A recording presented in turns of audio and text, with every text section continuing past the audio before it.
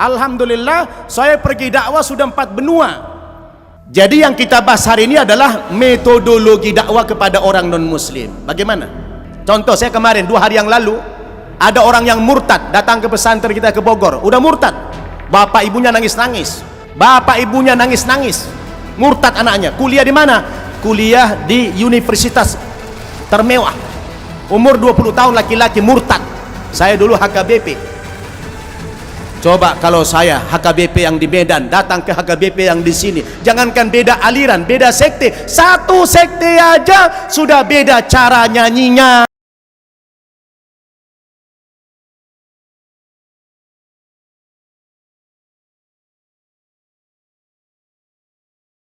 Assalamualaikum warahmatullahi wabarakatuh.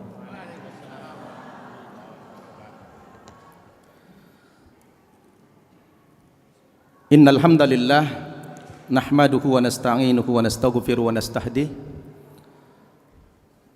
wa na'udzu billahi min shururi anfusina wa min sayyiati a'malina. May yahdihillahu fala mudhillalah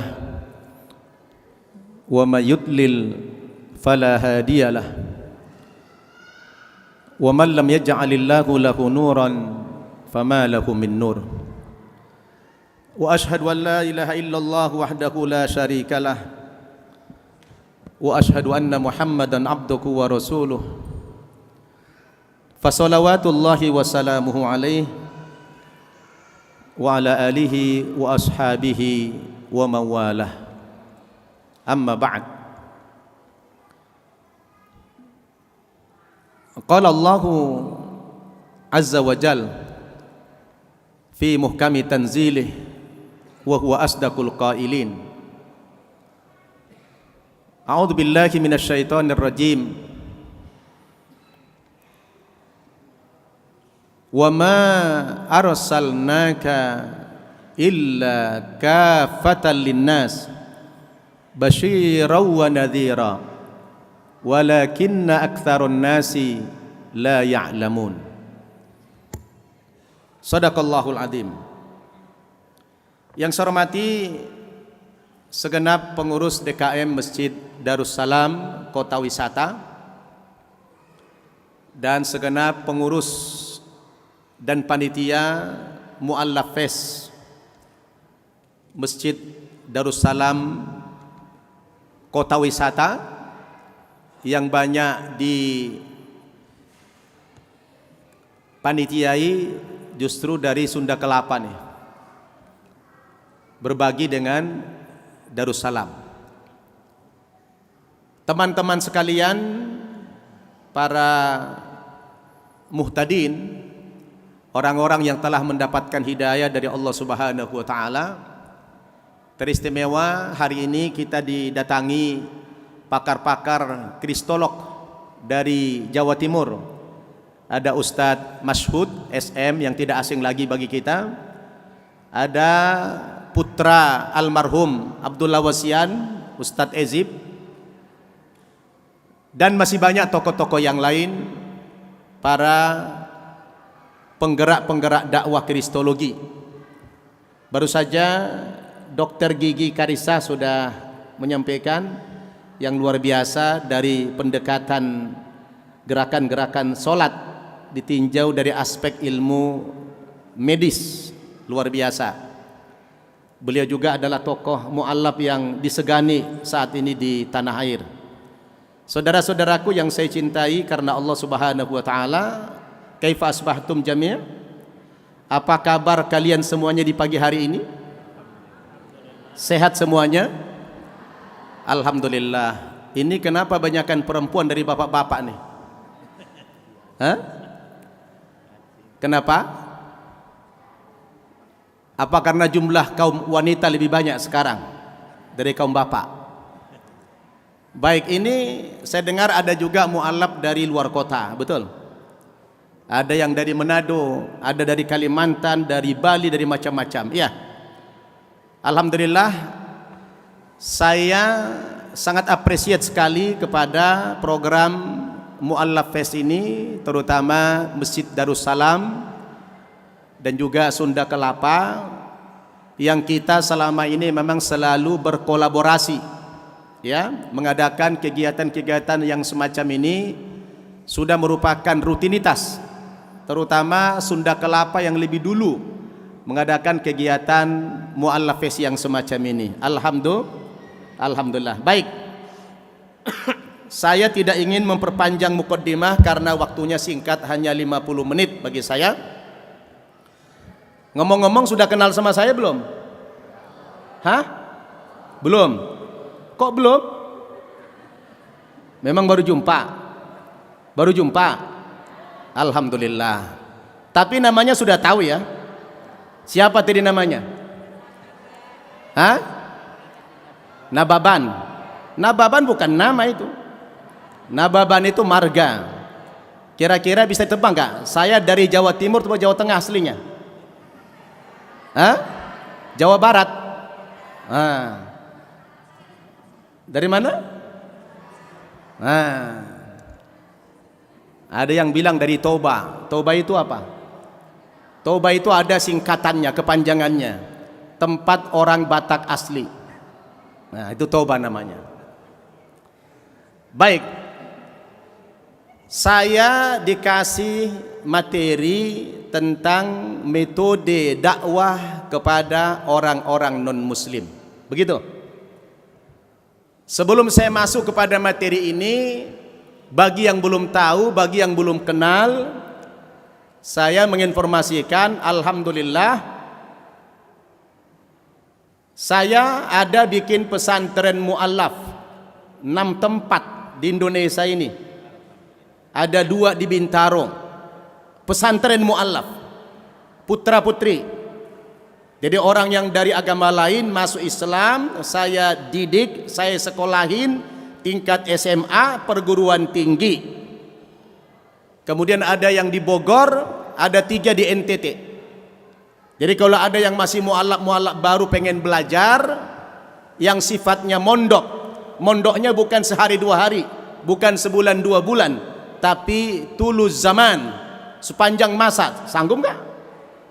Enggak, tapi kita punya target beberapa lama begitu. Kalau yang masih usia produktif itu saya kuliahkan sampai S1 gratis, sampai S1 dengan perjanjian kalau sudah tamat S1 dia wajib kembali ke daerah masing-masing untuk berdakwah, begitu ya.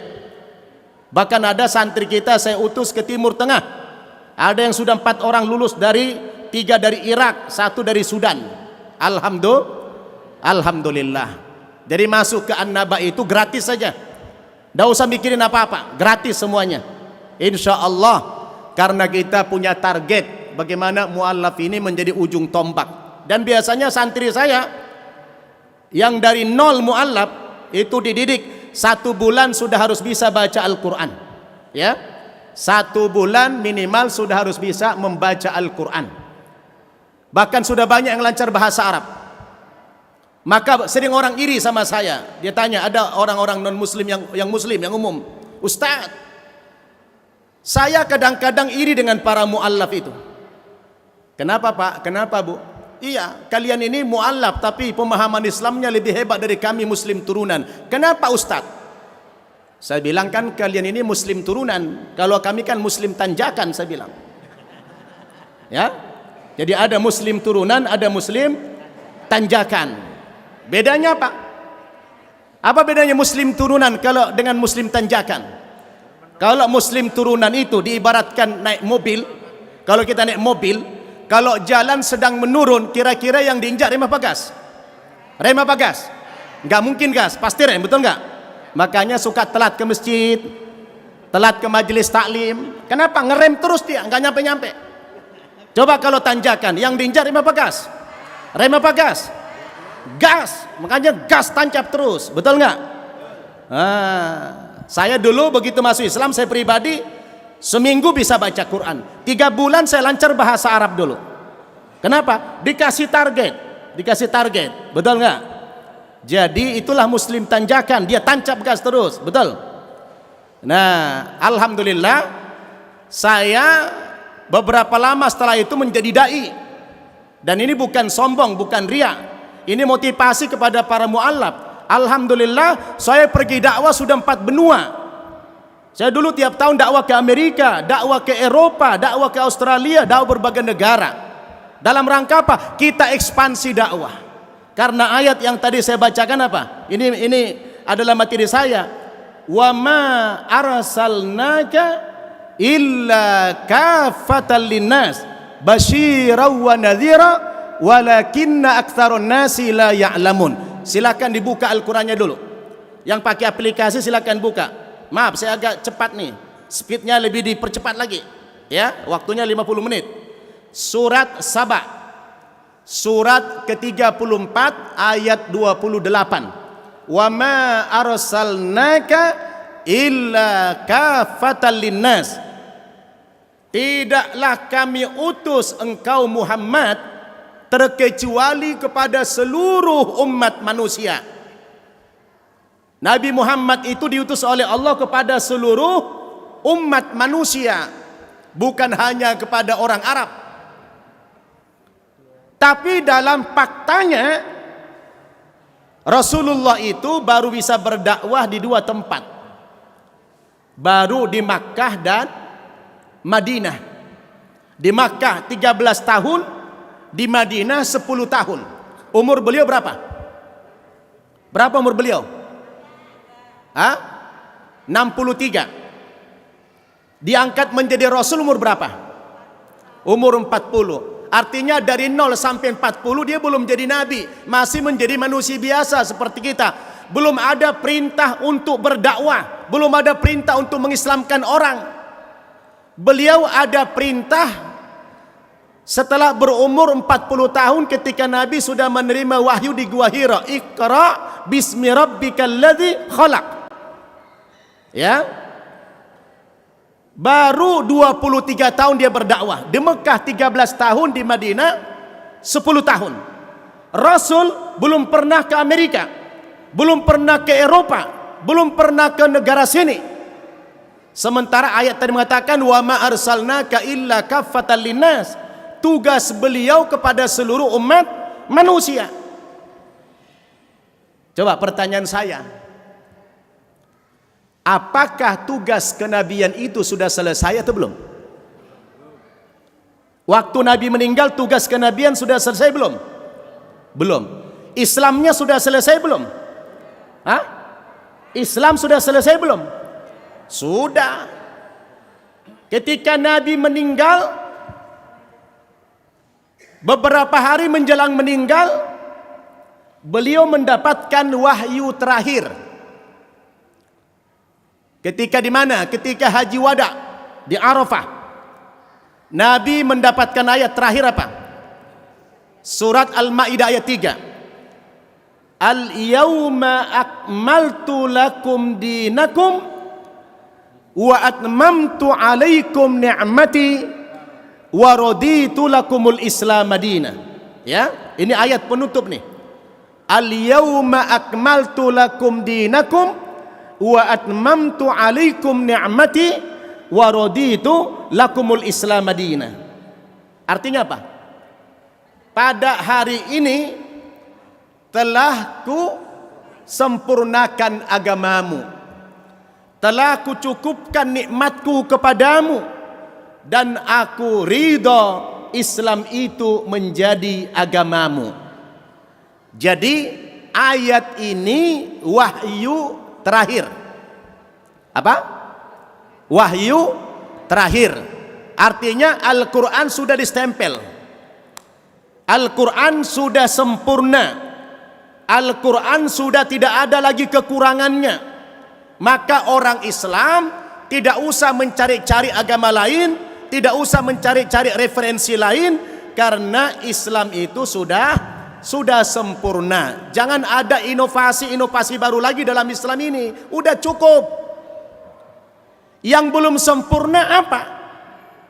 Hah? Siapa yang tahu? Apa yang belum sempurna waktu itu? Hah? Yang belum sempurna adalah misi dakwahnya Nabi. Nabi ditugaskan berdakwah kepada seluruh umat manusia, tapi dalam kenyataannya Nabi baru berdakwah di 2 tempat, baru Makkah dan Madinah. belum kemana-mana. Ya, kenapa? Karena Nabi umurnya pendek, tugasnya begitu besar mendunia, tapi umurnya pendek. Baru Makkah, Madinah, jangankan ke Amerika, ke negara-negara terdekat saja belum, ke Mesir, ke Yaman, ke Sudan, ke Jordan, ke Palestina, itu belum dakwah ke sana, apalagi yang tempat jauh. Lalu Nabi meninggal dunia, masih belum sempurna misi kenabiannya, yaitu dakwahnya belum sempurna. Lalu siapa yang akan meneruskan misi kenabian ini? Siapa yang melanjutkan tugas kenabian ini? Dibebankan kepada siapa? Bu? Kepada siapa? Kepada sahabat mula-mula dulu. Maka ada ayat yang turun kepada sahabat waktu itu, kata Allah apa? Dalam surat Ali Imran ayat 110, kata Allah apa? Kuntum khaira ummatin ukhrijat linnas. Kuntum, siapa mukhatabnya? Siapa lawan bicara Nabi? Lawan bicara Allah dalam ayat itu. Kuntum, kuntumnya adalah pada saat itu sahabat. Kamu para sahabat-sahabat Nabi adalah umat yang terbaik. Umat yang terbaik. Ukhrijat linnas, yang dikeluarkan kepada seluruh umat manusia. Jadi sahabat di masa itu adalah umat yang terbaik. Kenapa? Karena kepada sahabat waktu itu diberikan tugas kenabian. Apa tugas kenabian? Berdakwah. Jadi berdakwah itu adalah pekerjaan yang paling mulia. Maka di Quran dikatakan, wa man ahsanu qawlan mimman da'a ila Allah wa amila salihah wa qala innani minal muslimin. Siapakah yang lebih baik perkataannya daripada perkataan mengajak orang kepada Islam. Jadi dakwah ini adalah sebuah aktivitas, sebuah pekerjaan yang paling mulia. Betul. Maka saya dulu waktu baca ayat ini, saudara, waktu baca ayat ini, saya kerja apa ya? Nah, setelah saya masuk Islam ini kerja apa ya?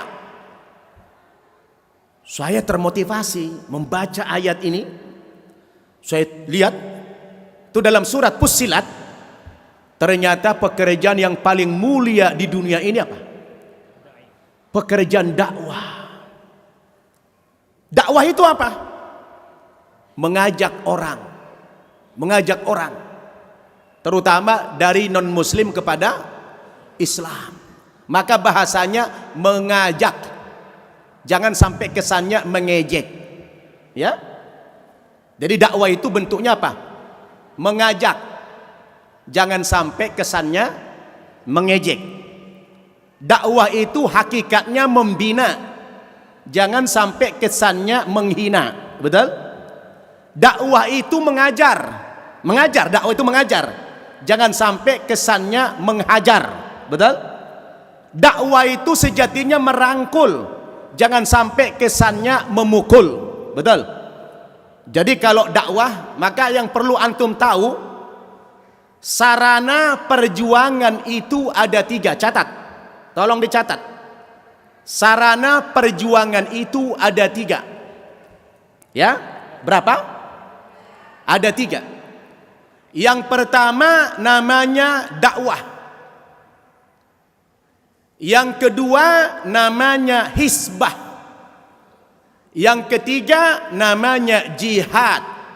Jadi sarana perjuangan itu ada 3. Ada dakwah, ada hisbah, ada jihad. Ini sarana perjuangan. Caranya beda-beda. Kalau dakwah tidak boleh kasar. Dakwah harus lembut seperti saya inilah. Nah, ini saya udah paling lembut nih. Ya. Dakwah itu tidak boleh kasar. Harus lembut. Karena Allah sendiri mengingatkan Nabi, fabima rahmatin minallahi lintalahum walau kunta faddan ghalidul qalbi lan faddu min haulik.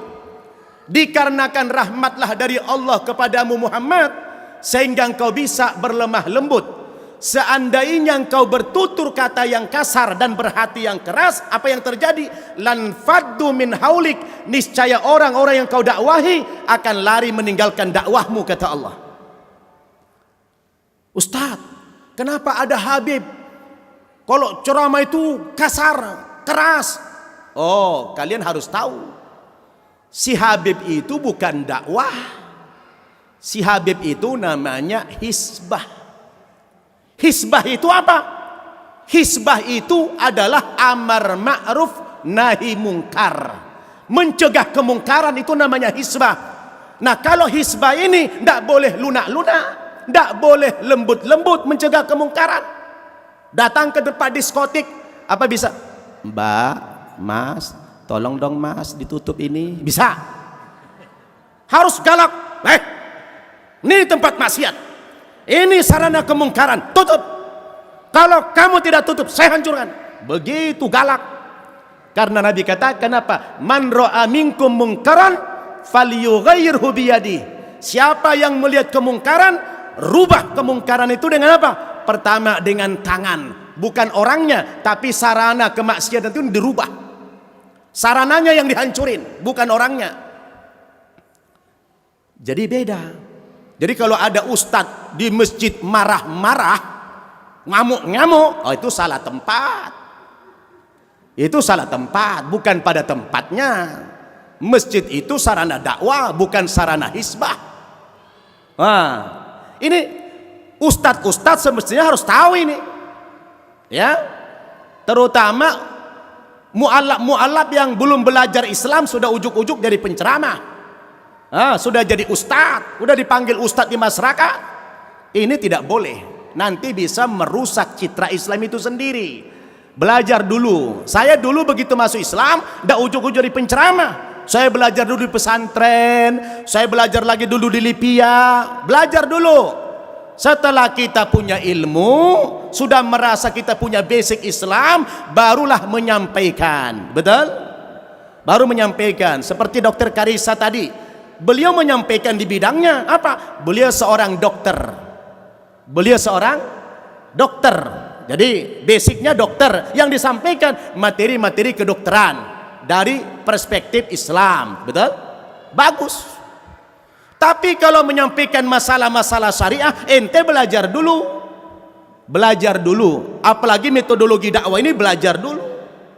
Kalau belum bisa baca Al-Quran, jangan langsung terjun penceramah.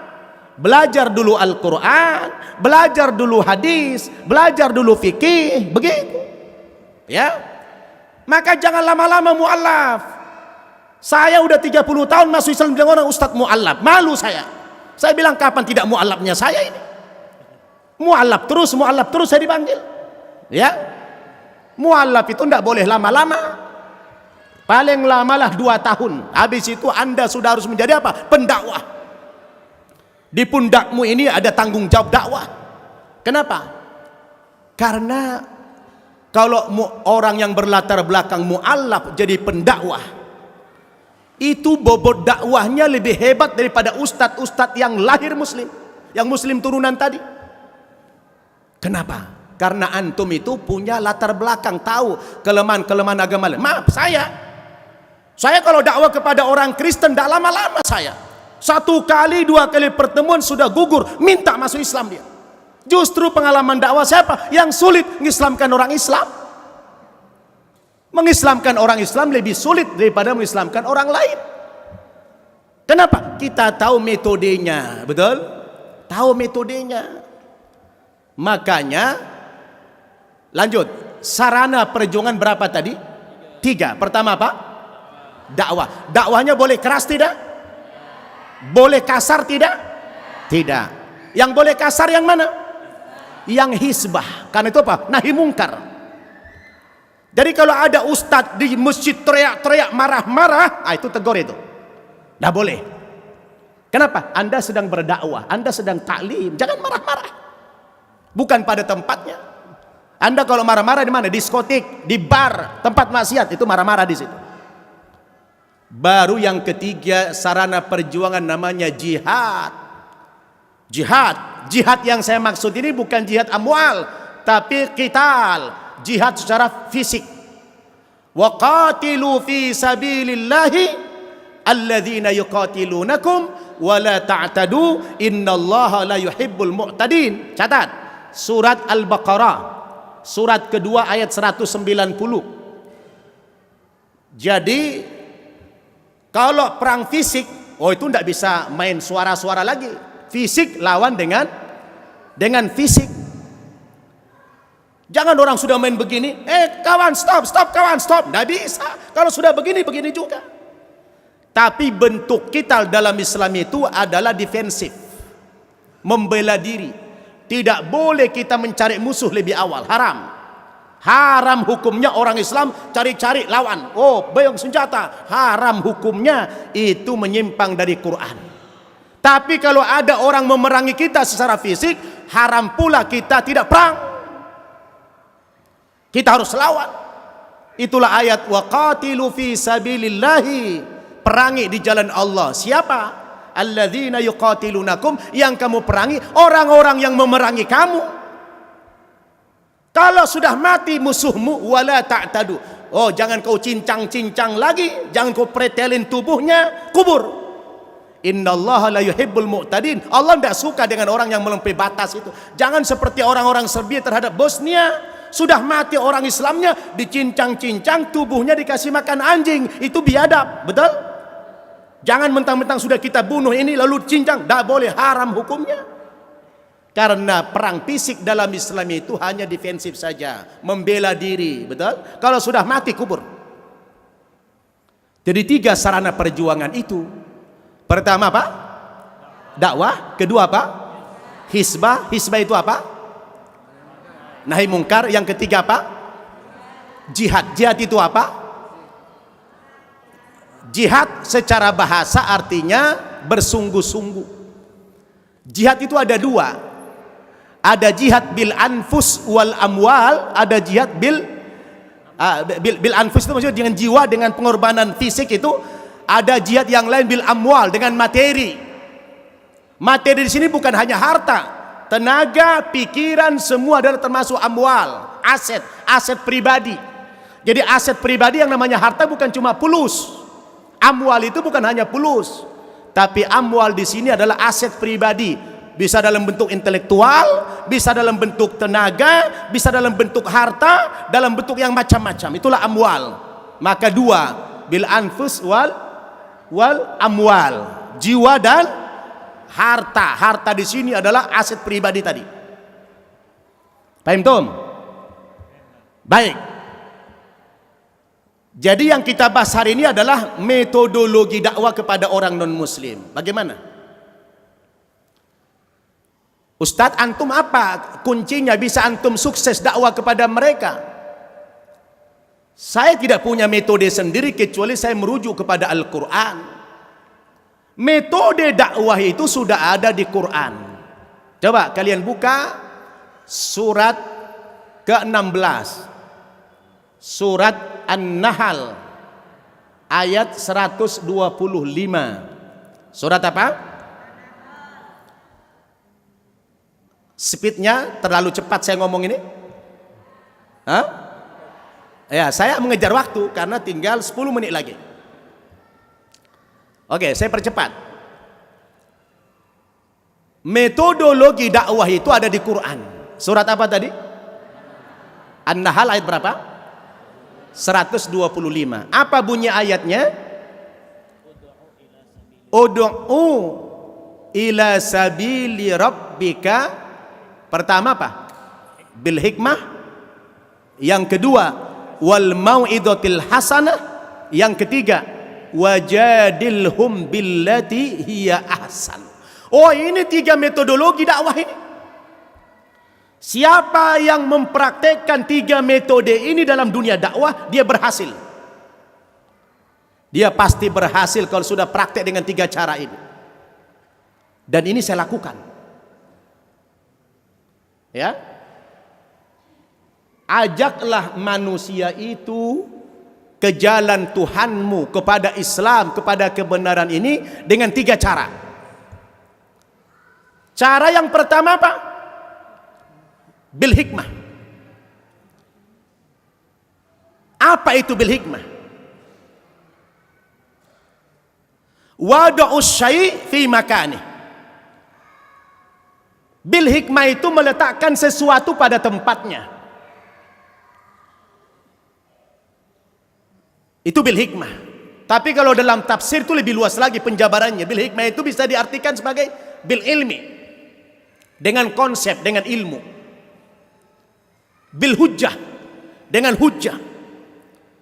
Bil Quran, dengan Al-Quran. Bis sunnah, dengan sunnah. Itu namanya bil hikmah. Di situ ada segmentasi. 3 cara. Kapan kita berdakwah dengan cara bil hikmah? Kapan kita berdakwah dengan cara mau'izah hasanah? Dan kapan kita berdakwah dengan cara jidal? 3 ini. Kalau yang saya lakukan, saya kalau dakwah kepada orang Kristen yang pintar-pintar, yang intelek. Contoh, saya kemarin 2 hari yang lalu ada orang yang murtad datang ke pesantren kita ke Bogor. Udah murtad, bapak ibunya nangis-nangis. Bapak ibunya nangis-nangis. Murtad anaknya. Kuliah di mana? Kuliah di universitas termewah. Umur 20 tahun, laki-laki, murtad. Alhamdulillah setelah dialog dengan saya, saat itu dia kembali lagi mengucapkan 2 kalimat syahadat. Alhamdulillah. Kenapa? Saya pandang orang ini muslim yang murtad tapi intelek. Saya masuk kepada dia dengan cara intelek, bil hikmah, dengan ilmu, dengan konsep. Sampaikan kepada dia apa keunggulan agama Islam secara ilmu pengetahuan dan apa kelemahan agama lain secara ilmu pengetahuan. Itu namanya bil hikmah. Saya bilang, saudara, kalau bilang sama orang Kristen, kita bicara konsep. Jangankan kami bicara tentang konsep Islam yang begitu luas. Yang dasar-dasar saja Islam ini sudah unggul, saya bilang. Contoh apa? Dari segi nama saja, baru nama saja, Islam itu sudah unggul daripada nama agama lain. Kenapa? Allah memilih sebuah nama yang paling netral. Namanya Islam. Islam itu bahasa Arab yang artinya selamat. Sebuah nama yang tidak pernah disandarkan kepada nama pendirinya, kepada nama tokoh, kepada nama suku, kepada nama daerah, kepada nama tempat, tidak disandarkan kepada nama siapapun. Islam itu artinya selamat. Nama saja sudah unggul, nama yang netral. Coba lihat Yahudi. Agama Yahudi sudah tidak netral, disandarkan kepada sebuah nama suku. Betul nggak? Netral tidak? Berarti orang yang boleh beragama Yahudi hanya yang suku Yahudi saja, tidak netral. Maka Yahudi bukan agama misi. Yahudi bukan agama misi. Adapun orang-orang Yahudi memerangi masyarakat Palestina bukan dalam rangka menjalankan misi agama. Tidak ada sedikit pun cita-cita mereka mengyahudikan agama orang-orang Palestina, tidak. Karena Yahudi bukan agama misi. Yahudi itu agama yang khas kepada agama bangsa dia. Dan netral. Apalagi Nasrani, dari kata Nazaret, tempat kelahiran Yesus di Yerusalem sana. Saya udah 2 kali ke sana berkunjung. Tidak netral nama tempat. Tapi kalau Islam, apapun sukunya, apapun bangsanya, apapun warna kulitnya, apapun bahasanya, dia boleh beragama Islam. Kenapa? Sebuah nama yang netral. Betul? Nama saja sudah unggul Islam. 2. Salamnya. Salam Islam saja sudah unggul. Coba di salam orang Kristen. Selamat pagi, selamat siang, selamat sore, selamat malam kalau malam. Islam salamnya lintas waktu. Assalamualaikum warahmatullahi wabarakatuh. Salam sejahtera dan rahmat Allah dan berkat Allah semoga dilimpahkan kepada kamu. Mau pagi, mau siang, mau sore, mau malam, lintas waktu. Betul? Coba mereka selamat pagi. Sehingga ada sebuah cerita, Bu. Ada orang kampung saya, orang Medan, orang Batak kebetulan, anaknya kuliah di Amerika. Pagi-pagi dia telepon, "Selamat pagi nak," kata mamanya. "Apa keadaannya?" "Mohon maaf ma, di sini sudah malam." Udah nggak netral. Di sini pagi, di sana malam. Hah? Netral tidak? Nggak netral. Coba kalau assalamualaikum, mau pagi mau malam, tidak ada masalah, betul? Salamnya saja sudah unggul Islam itu. Yang ketiga, ritualnya coba lihat Islam. Ritual Islam itu unggul. Kemanapun saja Anda pergi, cara ibadah orang Islam itu sama. Antum pergi ke Amerika, siang-siang begini, mau sholat zuhur, cari-cari masjid. Begitu jumpa masjid, Anda sudah menjumpai orang sedang sholat zuhur berjamaah. Anda tidak perlu tanya orang-orang di sana, ini sholat apa? Sudah berapa rakaat? Tidak perlu. Anda masuk ke jamaah itu, langsung takbir, Allahu Akbar. Tinggal Anda menghitung, ini kalau waktu salam dia saya dapat berapa rakaat, kalau dia salam saya baru dapat 2 rakaat, saya tambah 2 rakaat lagi. Anda langsung tahu beradaptasi tanpa harus bertanya, betul tidak? Caranya sama, bacaannya sama, kiblatnya sama, semuanya sama. Coba kalau kita Kristen dulu, saya dulu HKBP. Coba kalau saya HKBP yang di Medan datang ke HKBP yang di sini, jangankan beda aliran, beda sekte, satu sekte aja sudah beda cara nyanyinya, beda cara yang lain, beda-beda. Apalagi kalau sudah ke Amerika sana, Anda harus registrasi dulu, harus mendaftar dulu, harus bikin pernyataan dulu, harus belajar bahasanya dulu, harus belajar nyanyiannya. Kapan Anda ibadah lagi? Habis waktu hanya untuk adaptasi. Coba lihat, kemarin baru haji. Wa adzin fin nasi bil hajj ya'tuka rijala wa ala kulli dhamir yatina min kulli fajjin amiq. Muhammad Ibrahim, undanglah, panggillah seluruh umat manusia untuk berhaji. Datang. Tidak ada satu negara pun yang tidak mengutus delegasinya untuk berhaji. Betul tidak? Di mana di dunia ini yang tidak ada muslim? Anda mau kemana? Afrika banyak muslim. Mau di negara-negara mayoritas Kristen sekalipun banyak muslim. Anda kalau ke Amerika, Anda tidak akan jumpa orang sholat Jumat 1 ronde, jarang. Rata-rata sholat Jumat 2 putaran, bahkan ada yang 3 putaran, betul? Anda nggak jumpa itu. Kenapa? Begitulah Islam sekarang bangkit. Masa-masa ini, abad ini merupakan abad as-sahwa al-islamiyah al-kubra, abad kebangkitan Islam. Di mana-mana Islam bangkit. Di mana-mana agama lain itu sudah tutup, sudah gulung tikar. Ini Islam agama yang paling pesat perkembangannya. Karena Islam itu agama yang hak, Islam itu agama yang unggul, betul? Ritual-ritualnya Masya Allah luar biasa.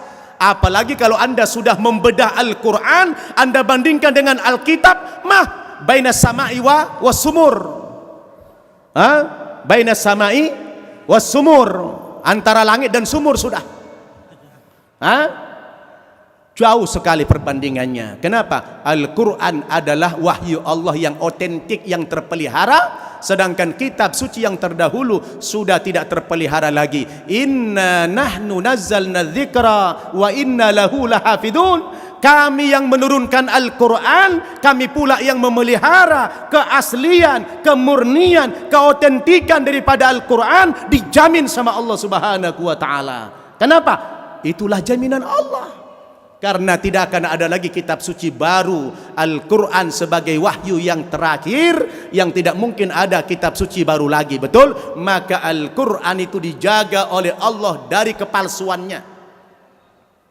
Tidak ada orang bisa memalsukan Al-Quran. Coba, siapa mau coba? Az-Zaitun mau bikin palsu? Oh, tidak ada, ketahuan semuanya.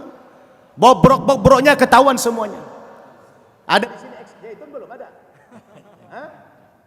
Ada di sini. Zaitun ada? Nggak ada. Nggak ada yang bisa merubah Quran itu. Kenapa? Karena Allah mudahkan Al-Quran dihafal luar kepala oleh umatnya. Walaqad yassarnal Qur'ana lidzikri fahal mim mudzakir. Sungguh telah Allah mudahkan Al-Quran dihafal, Al-Quran dipelajari, Al-Quran dipahami, Al-Quran dipraktekkan mudah. Sampai Allah ulang ayat itu 4 kali berulang-ulang di dalam satu surat, namanya surat Al-Qamar. Catat surat Al-Qamar ayat 17, ayat 22, ayat 32, ayat 40. Diulang-ulang 4 kali ayat itu oleh Allah. Walaqad yassarnal Qur'ana lidzikri fahal mim mudzakir. Dijamin oleh Allah belajar Al-Quran itu mudah. Maka kalau ada mu'allaf tidak bisa baca Quran, bukan Al-Qurannya yang susah, dianya yang susah belajar Islam. Maka saya bilang kepada para mu'allaf, Anda jangan mencari waktu luang untuk belajar Islam, tapi Anda harus meluangkan waktu. Bukan cari waktu luang, tapi harus meluangkan waktu. Paham? Ini udah kayak mengajar santri nih. Saudara-saudaraku, menyampaikan dakwah itu dengan metode yang pertama, bil hikmah ini, dengan ilmu, dengan konsep ini, akan memberikan peluang orang lain masuk Islam. Betul? Maka bil hikmah. Karena tidak semua orang non muslim itu intelek. Tidak semua orang Islam, orang non muslim itu hebat-hebat, pintar-pintar, sekolah-sekolah tinggi, enggak. Ada juga yang tinggal di pelosok. Ada juga yang tinggal di pedalaman, yang secara ekonomi mereka miskin. Maka cara dakwah kepada mereka tidak dengan konsep. Pakai apa? Wal mau'idhatil hasanah.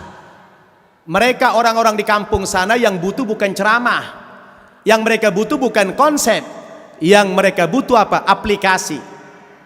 Anda mengatakan Islam itu kasih sayang, buktinya mana? Kami miskin, kami tidak punya apa-apa. Maka cara dakwah saya kepada mereka tidak bicara. Ini ada Zuhdi nih, orang NTT nih, itu orang beda di Zuhdi. Ini Zuhdi ini orang NTT. Saya bangun 3 cabang di NTT, di kampung dia ini. Ini mu'alaf juga. Saya cara dakwanya tidak bicara, saya tidak ceramah. Karena dulu saya pernah, Ustaz Zuhdi, saya pernah dulu ceramah di komplek BTN di Kupang itu. Jamaah yang hadir cuma 200, polisinya 400 orang. Banyakkan polisi Kristen semua. Aduh, ngoceh-ngoceh dulu. Apa pula si Nababan ini? Nanti pasti mengislamkan orang NTT ini. Dia tahu aja misi saya. Akhirnya gara-gara itu saya tidak berani lagi dakwah dengan ngomong. Dakwah saya bilhal mau'izah hasanah. Dakwah saya ke sana, Pak. Kalau saya pergi ke sana, saya tiru gaya-gaya kita dulu waktu di Kristen. Kalau pendeta misionaris itu kan, kalau pergi dakwah mengkristenkan orang, dia nggak bawa Alkitab. Yang dia bawa apa? Sembako. Beda dengan ustadz. Ustadz kalau pergi ceramah kan nggak bawa apa-apa, nggak bawa tentengan. Saya kalau pergi ceramah kemana-mana nggak pernah bawa tentengan, cuma pulang bawa tentengan. Nah, kan gitu. Kemana-mana ceramah nggak pernah bawa tentengan, pulang bawa tentengan. Modal saya ceramah dulu apa? Cuma 2 saja, lead and load. Inna lillahi wa inna ilaihi raji'un. Ya, ada yang meninggal nanti disolat insyaallah. Hanya 2 modal, lead and load. Apa itu? Lidah dan ludah. Ustadz pergi ceramah modalnya apa? Lidah dan ludah. Kalau pendeta pergi dakwah apa bawanya? Bawa tentengan. Nah, itu misi dia. Saya kalau ke NTT saya tiru gaya Kristen, saya tiru gayanya. Saya tanya Judi, kalau saya ke NTT bawa uang banyak saya bawa uang banyak. Oh, belagak pengusaha. Saya tawarin, bikin apa? Oh, sumur bor. Tawarin sumur bor. Ya. Coba. Saya lagi cedera. Ada satu orang sih saya lagi cedera antum sini. Coba masukkan dulu gini. Saya lagi cedera tangan ini bisa bersama. Coba antum FN F7 sekaligus bersamaan. Lagi cedera tangan. FN F7 FN F7 ya. Gak muncul ya? Sudah? Enggak? Ya, yang saya punya ini masuk. Sudah ada nih, sudah masuk belum? Ya. Sebentar. Oke, udah masuk. Oke. Ustadz Fadlan, Masya Allah, ciri khas beliau pakai merah-merah nih, luar biasa nih. Baik, lanjut. Teknik dakwahnya apa? Oh, ini pesantren kita yang Mu'allaf Putra ya. Ya. Yang ini yang putri. Saya mau ngasih ini metode dakwahnya tadi.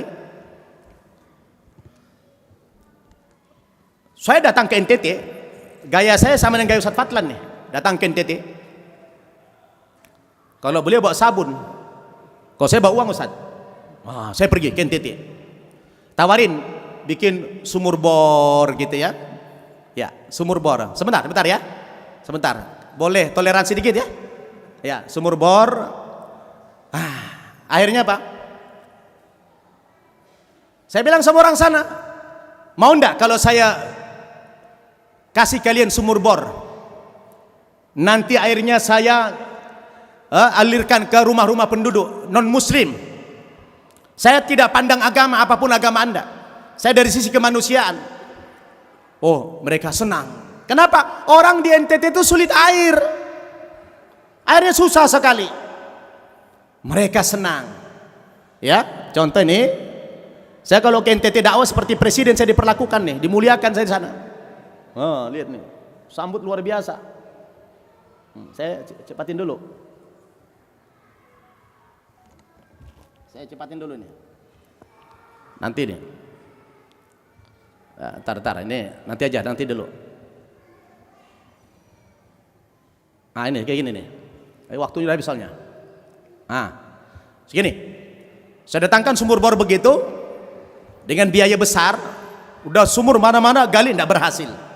Tapi saya punya misi untuk berdakwah kepada mereka. Ketika belum keluar air, ya udah saya kasih begini. Kita ganti mereka dengan air begini, pakai tangki. Karena saya selalu peduli dengan mereka. Akhirnya suatu hari datang seorang bapak, namanya Pak Matius. Pak Matius bilang sama saya, Pak, Ustaz, beta lihat Ustadz itu baik mati. Orang sana bilang baik mati itu, baik sekali. Ustadz sonde beda-bedakan agama. Ustadz itu muslim, tapi Ustadz itu bantu orang-orang Kristen. Beta lihat Ustadz itu baik sangat, baik mati. Terus Ustadz, beta boleh minta bantuan sama Ustadz. Minta bantuan apa, Pak? Ini beta punya 2 putri, tamat SD 1, tamat SMP 1, tapi dua-duanya nganggur. Beta lihat Ustadz baik. Apakah Ustadz berkenan menyekolahkan putri beta 2 orang? Dan tidak mengapa Ustadz Islamkan? Kaget saya. Bapaknya Katolik, nyerahkan ke saya anaknya Kristen, suruh Islamin, yang penting di sekolah. Serius, Pak? Iya. Anaknya mau. Diserahkan ke saya. Ini anak ini, 2 anak ini bapak ini. Pak Matius ini masih Katolik waktu itu. Saya bilang bikin pernyataan tertulis, buat penyerahan anak ke saya. Lalu saya syahadatkan di Masjid Reknamo ini, di Kupang. Ini Judi tahu, di kampungnya Judi ini. Lalu saya bawa ke Jakarta, terbang ke Jakarta, ya, bawa ke Jakarta, ke pesantren kita yang di Bintaro. Saya taruh di situ, kasih ruangan yang ber-AC, ruangannya ber-AC, dikasih makan enak-enak. Ya, ruangan ber-AC, kasih makan enak-enak. Saya cari dia tempat sekolah yang bagus, kemudian saya kasih dia sepeda motor, lalu saya kasih dia uang jajan. Wah, si anak ini merasa dimuliakan dalam Islam. Lalu setelah itu apa? Seminggu kemudian si anak ini telepon sama papa mamanya. Papa mama, terima kasih papa mama. Papa mama sudah menyerahkan saya. Ya, sebentar. Saya lagi lanjut dikit aja, dikit saja, ya. Boleh kasih waktu dikit saja? Oke. Papa mama, terima kasih sudah serahkan beta kepada Ustadz Nababan. Biar papa mama tahu beta sama adik dikasih makan enak-enak, dikasih tempat tinggal yang bagus, dikasih sekolah yang bagus, dikasih uang jajan. Kalau bisa papa dan mama ikut saja masuk Islam. Oh, saya nangis. Luar biasa ini. Anaknya langsung berdakwah baru seminggu. Akhirnya bapak ibu, papa mamanya nangis. Dia bilang apa? Terima kasih bilang sama Ustadz Nababan. Kalau memang itu yang kalian inginkan, nanti kalau Ustadz datang kemari, papa kasih lagi adikmu yang ketiga supaya diislamkan lagi. Subhanallah. Maaf, saya tunjukin fotonya aja. Ini adiknya yang ketiga diserahkan ke saya. Begitu saya sadatkan ini, akhirnya saudara, rame-rame berita di mana-mana, ya, berlomba-lomba orang menyerahkan anaknya kepada saya untuk saya syahadatkan, saya bawa ke Jakarta. Ya, berlomba-lomba mereka menyerahkan anak ke saya karena di Jakarta mereka diperlakukan baik, diberikan mereka kemuliaan, diberikan mereka derajat yang tinggi, Masya Allah. Dan pada akhirnya bapak ibunya itu pada masuk Islam semua nih, ya. Nih saya islamkan, maaf, saya hanya tunjukin foto-foto pengislamannya aja. Saya dulu bersama para duta besar negara-negara Arab karena waktunya sudah habis, ya. Ini saya, orang-orang tua di sana akhirnya pada menyerahkan anaknya kepada kita untuk diislamkan. Akhirnya apa? Pendeta-pendeta pada marah. Oh, menyerang saya. Ustadz Nababan dan Ustadz Fadlan telah melakukan gerakan islamisasi. Oh, diancam-ancam kami. Jadi ini adalah metode apa? Metode dakwah. Jadi kapan kita dakwahnya dengan ilmu, kapan kita dakwahnya dengan mauizah, dan kapan kita dakwahnya dengan bil jidal, dengan berdebat. Sayang waktunya sudah habis. Subhanakallahumma bihamdik, asyhadu an la ilaha illa anta, astaghfiruka wa atubu ilaik.